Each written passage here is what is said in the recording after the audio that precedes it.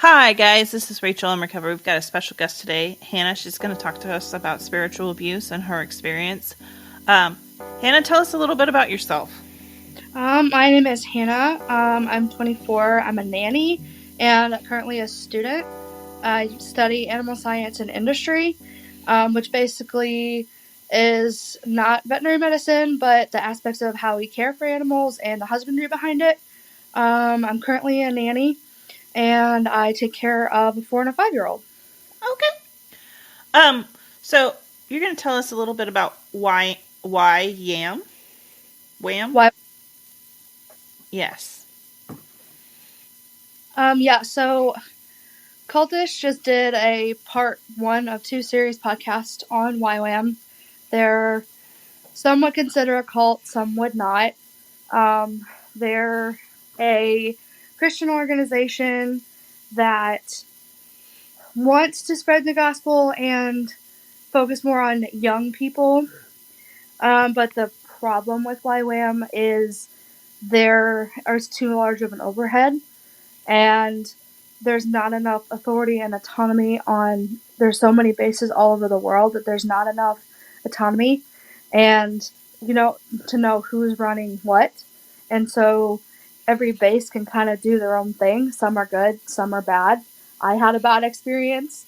There's a lot of people that had a bad experience with YWAM, but there were a lot of people that had a good experience at YWAM. But then, like I said, it depends on the base and where you are and where you go and who the leaders are, because not everybody has a biblical background. The only qualification to come on staff for YWAM is you complete their first school, which they call Discipleship Training School, or a DTS, and that's the only requirement to be on staff and continue to minister to young adults. Well, we can all know that can be very detrimental to anybody in ministry. And honestly, I just watched a YouTube video and done some research on how to prevent narcissistic pastors. And one of the things they said is, have somebody who grew up in the church, and then wait until they're about at least 30, maybe 50 would be better, and then have them go to seminary and then become a minister. And that would, because they're just, these young pastors, they're given so much authority and it goes to their heads a lot of the time, unfortunately. Not that, they're just given too much power too early in their career. Yeah.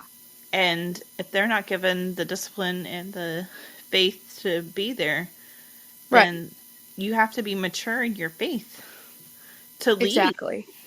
Exactly. Because a lot of the times they like to recruit young kids out of high school, and a lot of the times after you complete a school, you can become on staff. And so if you're leading, they're not much older than you are, maybe a couple of years older. If you're lucky, 5 years older, but that's not necessarily the case. Not always. Okay. Well, tell us about some different types of spiritual abuse you experienced. I experienced verbal abuse, and mental, and a little bit of financial. Not a lot of financial, but some. But mostly emotional and mental. Okay. Verbal. Let's talk about the emotional abuse you experienced. Yeah, I was made to feel that my faith was not correct in their terms. They're more of kind of a prosperity gospel type group, and I'm not raised that way, and I don't believe that.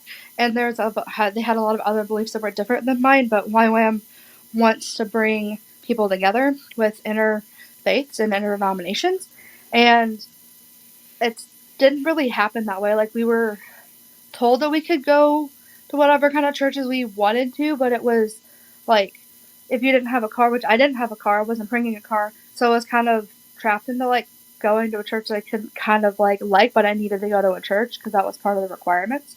But I was made to believe that my beliefs were wrong, and that I needed to trust God more, and everything that I had raised in the church that I was raised in and believed my entire life was told it was completely wrong. So it was like not necessarily an identity crisis, but like a, well, what happened in my faith kind of crisis, because it's like I haven't heard anything else, and to come to this and be like, your faith is wrong, is like totally not what I wanted to experience or should have experienced.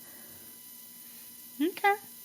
Can you elaborate like a little bit about uh what were what were the differences?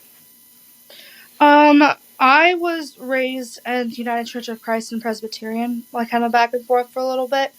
And every week, you either follow the liturgical calendar, you have sound like teachings and structures, and they relied a lot on YWAM, or the space that I was at, really believed in like, oh, God will take care of it, and like, yes, that's an element, but like, also we should be laying everything at the feet of Jesus and be like, okay, like, Jesus is awesome, but they focus a lot on like, oh, God will take care of it, God will provide, and He does. But there was more focus on God, less than Jesus, and I never really experienced that before. Okay. And they were using a lot of Old Testament scriptures as opposed to New Testament scriptures. Okay. And like, there's use in both, which are great, but not necessarily. If they did get in the Gospels, it'd be like something very specific that they were trying to like emphasize. And yeah. Um, could you elaborate a little bit more on that? Like anything specific that you felt was just not.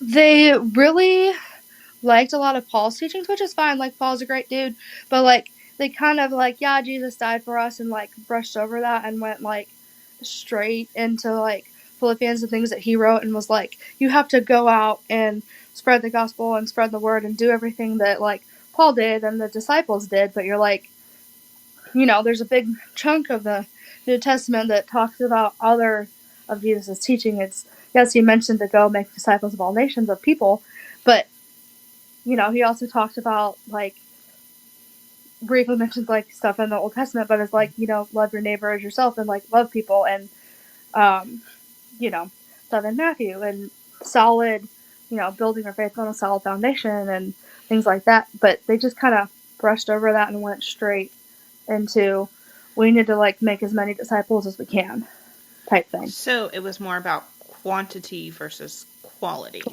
Yeah.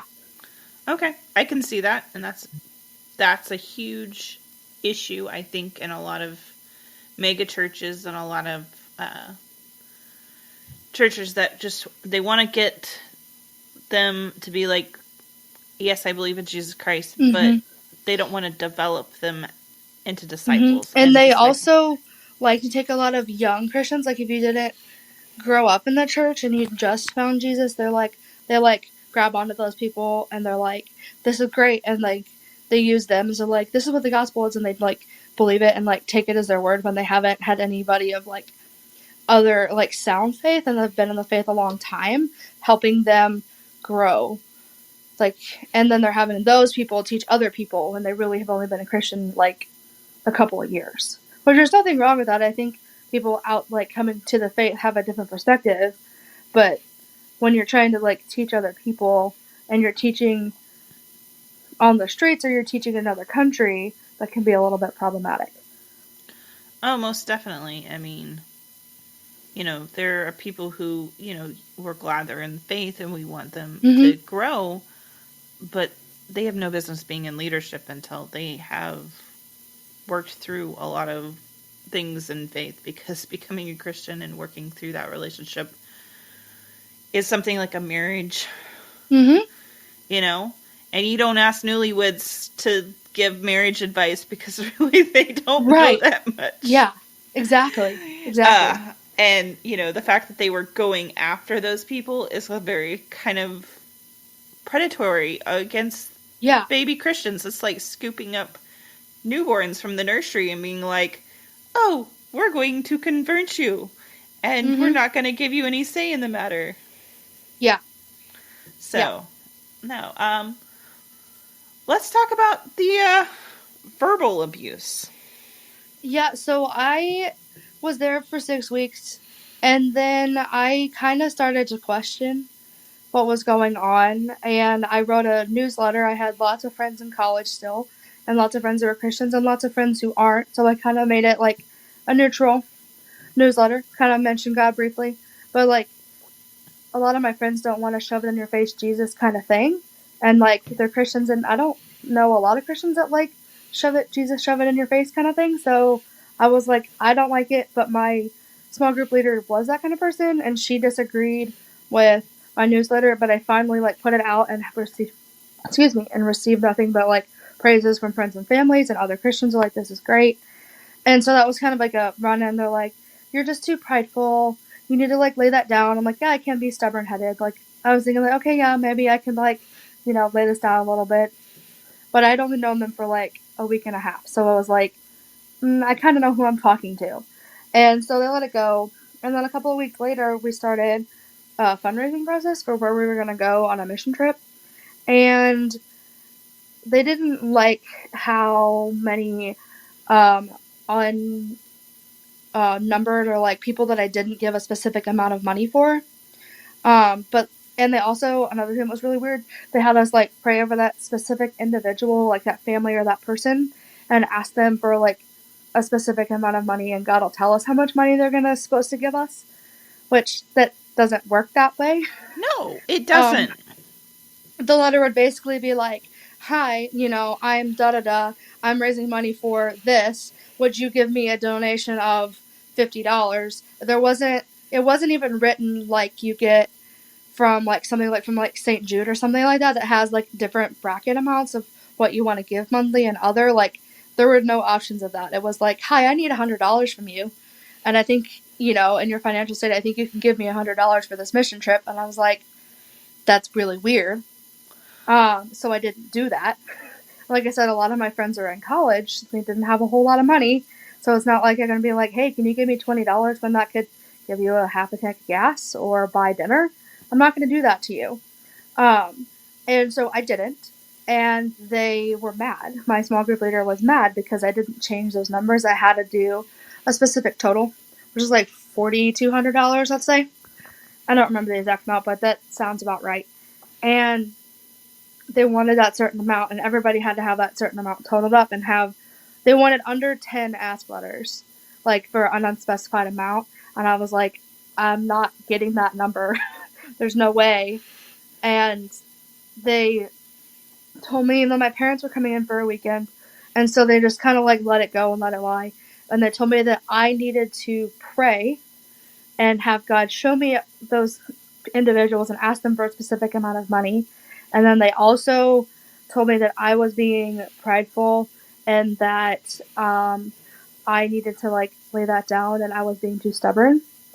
And so then I let it go for the weekend. And then come that Monday, that whole week I was confronted 4 times in 6 days by 2 different individuals at the same time, and then had a ton of one-on-ones, like almost daily. I had a one-on-one with my small group leader. And they told me that my faith foundation was wrong, that I've been taught wrong things, that me being prideful was blamed on the fall of man and Adam and Eve and the first original sin. Um, they told me that I was being rebellious for not listening to them. And I'm 19 at this point. I'd spent a year in college. I was taking time off. So I kind of know, like, when to question things, and I really was questioning them, and they were putting more pressure on. So then, like, the first day I was like, you know what? No. I, like, received it and was like, okay, fine, whatever you say.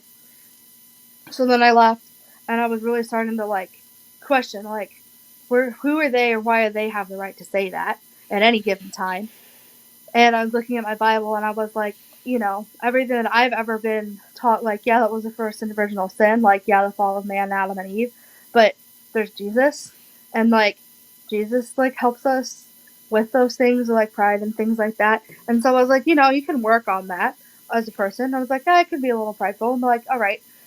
But they really like to work on pride. Like, there's a whole lesson, spent like a week on like the roots and shoots of pride, like in the first couple of weeks, really like saying that all of our actions of what we do can be rooted in pride and how to recognize that. And like, I do think they're prideful people, but here's a group of young, vulnerable people from 18 to 25, let's say, they're young and impressionable, and you're telling them what pride looks like in their lives when it's just a general thing like this is what pride is. Then they just wouldn't let go, and I eventually started talking to some family and friends, and they're like, you gotta leave. Like, this is like, we know you, and like, they've only known you for 6 weeks. Like, we've known you your entire life. This isn't seem to be like a true thing. I don't know where they got it from. And then I stood up to them like all 3 times, and I was like, that's not what I believe. That's not what I was taught. And they were really mad. And so when I told them that I was leaving, obviously they got really mad because I didn't submit to their power. And I was like, I need my passport back, because we were getting ready to go on like getting things ready for our trip and applying for visas and stuff like that. And I was like, I need my passport back. I'm, leaving, and I told them people that I was leaving, but I didn't tell them why. I just said, I'm leaving because 2 weeks, maybe a week and a half prior, some other girls had left for similar reasons to mine. And they had left abruptly. And I kind of left abruptly too, but nobody helped me. Like, the leader dropped me off at the house that I was staying at, and it's like, pack up. Nobody brought me dinner. It was kind of like, you're on your own. And I was like, well, you're a Christian group and you're not being very Christ-like right now, of like people leaving, and only like one person ever helped me like pack up, and it was like briefly.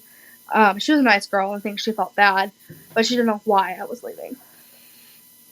Yeah, no. I mean, and that takes a lot of discernment to realize, hey, this is spiritual abuse. It's kind of like being in an abusive relationship and being like, this person's abusive. I can't be with them because they're abusing me. Yeah. And that person has since left the base. I don't know why, but there's been people that are leaving and realizing that spiritual abuse has occurred on this base. And different, more horrible stories than mine that are not mine to tell, but just the base leadership didn't see it, or they wanted everybody to conform to what they believe in. And if you have someone that's been in the faith long enough to know, like, I don't agree with that, and start questioning things, they're going to get mad. And they got pretty mad. Yeah, no, I mean, I think a lot of times within the Christian faith, I mean, yes, there's going to be things that we don't agree on, and, And that's what I thought the point was. Like, interfaith, not everybody's going to agree because everybody has a little bit different doctrine, but that was not the case. Yeah, I mean, there's a little bit difference between different doctrine and, my way or the highway. And unfortunately, we have a lot of that polarization in our churches and in our political system right now. So exactly. So that's something to be concerned about overall. Yeah. And realize, I mean, Christianity is the most diverse religion in the world. Yeah, it is. It is. Thanks, guys, for listening. Hannah's going to be back next week with us, and she's going to tell the second part of her YWAM story and help us with understanding more about her time at YWAM. Thanks for listening. Always follow us on social media. Find us on our favorite podcast. If you're interested in being on the show, contact us on social media or on my website on rachelandrecovery.com. And if you're looking to support us, you can always find us on Patreon. We do have t-shirts, cups, mugs, all kinds of stuff, and different tiers of support levels. Thanks for listening. See you next Thursday at 10 a.m. Thanks.